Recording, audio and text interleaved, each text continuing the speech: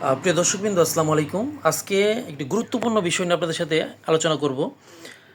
আমাদের কেরানীগঞ্জের যে নবগলি পরিবহন, যেটা নাকি আমাদের বুকের উপর দিয়ে যাচ্ছে, কিন্তু আমরা এ থেকে কী সুবিধা পাচ্ছি, এই বিষয়গুলো একবারে হাতে কলমে হিসাব নিকাশে আমি একটু বুঝিয়ে দেবো। তো আমার ভিডিওটি সম্পূর্ণ দেখবেন। ধন্যবাদ। আসসালামু আলাইকুম। আজ গুলিস্তান থেকে রুইতপুর আসলাম, ভাড়া নিল 70 টাকা। জিজ্ঞাসা করলাম 70 টাকা কেন, ওনারা বললো যে রুইতপুরের ভাড়া কাটি না।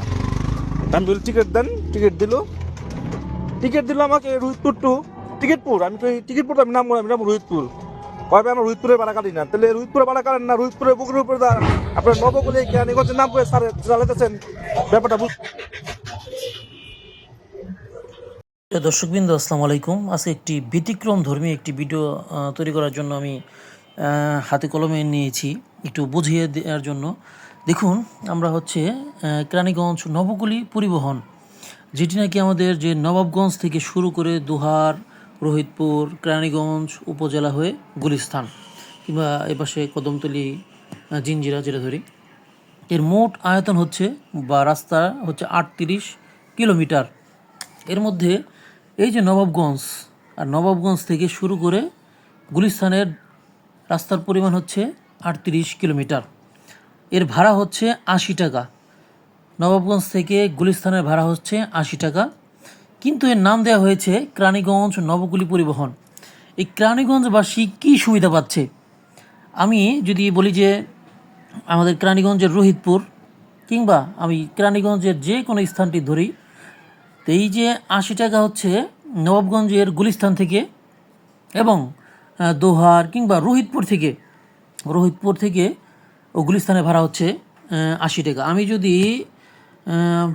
পার কিলোমিটার যদি আমি আপনাদেরকে যদি একটু দেখানোর চেষ্টা করি, 2.5 টাকা করে যদি আমি 12 কিলোমিটার ধরি, তাহলে আমার ভাড়া আসে হচ্ছে মাত্র 30 টাকা, যেটি নাকি আমরা সবসময় সচরাচর ওভার ড্রাইভার থেকে শুরু করে সবাইকে দিয়ে আসি যে পার কিলোমিটার হচ্ছে 2.5 টাকা। আমি আবার আরেকবার দেখাচ্ছি, দেখুন।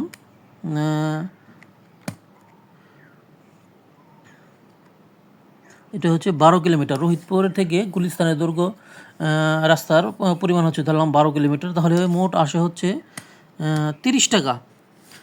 আর আমাদের কাছ থেকে নিচ্ছে হচ্ছে 80 টাকা, তাহলে 50 টাকা বেশি নিচ্ছে, 50 টাকা হচ্ছে বেশি। তাহলে আমি যদি বলতে চাই যে এই যে নবাবগঞ্জ আর গুলিস্তানের এই যে দূরত্বের কারণে তাদের কাছ থেকে নিচ্ছে 80 টাকা, আমাদের কাছ থেকে নিচ্ছে 80 টাকা, তাহলে এই যে কেরানীগঞ্জ নবকুলি, কেরানীগঞ্জের নাম দিয়ে কেরানীগঞ্জবাসী মানে কি উপকার পেল, এটি হচ্ছে আমার জানার কথা। আমাদের যে 5 বারের এমপি ও মন্ত্রী রয়েছেন, স্থানীয় নেতৃবৃন্দ রয়েছেন, আমাদের কেরানীগঞ্জ উপজেলা রয়েছেন, তো তাদের কাছে আমার এই বিষয়টি জানার খুবই ইচ্ছা যে এখানে কেন এমন হচ্ছে। নবাবগঞ্জের সেই গাড়িগুলো তারা একটি প্রান্ত থেকে এসে আমাদের মাথার ওপর বড়ই রেখে খেয়ে যাচ্ছে, কিন্তু আমরা হতাশায় ভুগছি। এই যদি হতে থাকে তাহলে কয়েকদিন পর দিতে হবে 100 টাকা, 150 টাকা, এরকমভাবে মানে হতেই থাকবে।